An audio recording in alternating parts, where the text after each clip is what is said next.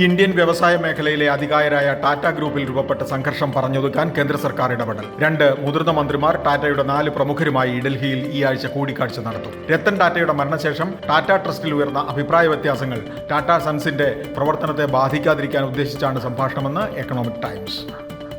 ആറട്ടെ ജനപ്രിയമായതിനു പിന്നാലെ പുതിയ visual collaboration platform അവതരിപ്പിച്ച് തദ്ദേശീയ സോഫ്റ്റ്വെയർ നിർമ്മാതാക്കളായ സോഹോ കോർപ്പറേഷൻ. ഹൈബ്രിഡ് റിമോട്ട് ടീമുകൾക്കായി വൈറ്റ് ബോർഡ്, AI ടൂളുകൾ, വർക്ക് ഫ്ലോ എന്നിവയെല്ലാം സംയോജിപ്പിക്കാൻ കഴിയുന്ന വാണി ഇക്കഴിഞ്ഞ 1-ന് പുറത്തിറക്കി. ഷെയർ ചെയ്യാവുന്ന ഒറ്റ സ്പേസിൽ ഗൂഗിൾ വർക്ക് സ്പേസ് എന്ന പോലെ പ്രവർത്തനങ്ങൾ ആവിഷ്കരിക്കാനും സംയോജിപ്പിച്ച് നടപ്പാക്കാനും വാണി കൊണ്ട് കഴിയും.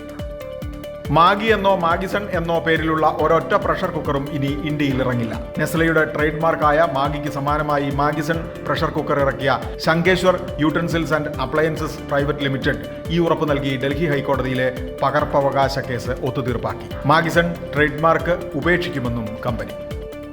കാനഡയിൽ അനധികൃതമായി തങ്ങുന്ന വിദേശ വിദ്യാർത്ഥികൾ 47,000 വരുമെന്ന് immigration, refugees and citizenship Canada.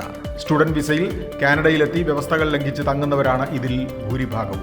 ഇതിൽ തന്നെ നല്ല പങ്ക് ഇന്ത്യയിൽ നിന്നാണെന്നും അധികൃതർ. സ്വർണത്തിന് വെടിക്കെട്ട് വില. സ്വന്തം റെക്കോർഡുകൾ ഒന്നൊന്നായി തകർത്ത് സ്വർണം പവന് 88,560 രൂപയിൽ. ഇന്ന് കൂടിയത് 1000. ഓഹരി വിപണിയിൽ 0.67% പച്ചപ്പ്. ബിസിനസ് വാർത്തകൾ വിശദമായി അറിയാൻ ധനം online.com.